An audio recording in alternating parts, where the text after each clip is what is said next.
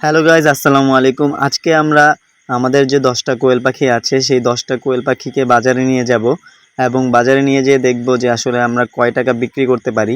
তো এটার জন্য আমরা প্রথমেই এগুলোকে নিয়ে বাজারের উদ্দেশ্যে রওনা হলাম।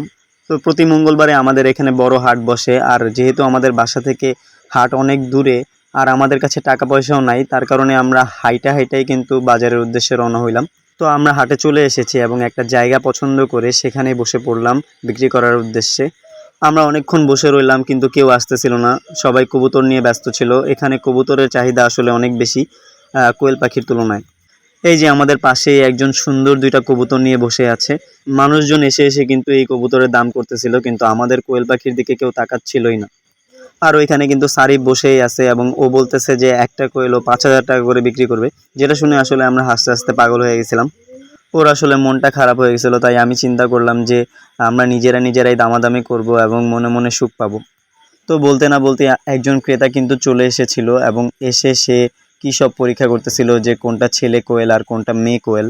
তো এই গবেষক তার গবেষণা শেষ করে বলল যে 6টা ছেলে কোয়েল আছে আর 4টা মেয়ে কোয়েল আছে, যার কারণে এগুলোর দাম আসলে অনেক কম হবে। কিন্তু আমরা তো নাছোড়বান্দা, আমরা যেই দাম চেয়েছি সেই দামেই বিক্রি করব, যতই ভুলভাল বুঝাক আমরা কিন্তু সেগুলাতে কান দেব না। আমরা এগুলোকে বিক্রি করতে গেছি শুধুমাত্র একটা এক্সপেরিমেন্টের জন্য। আমরা দেখতে চেয়েছি যে আসলে কোয়েল পাখির বাজারের অবস্থা কি, এগুলার দাম কেমন উঠে নামে বা এগুলার আসলে চাহিদা কেমন।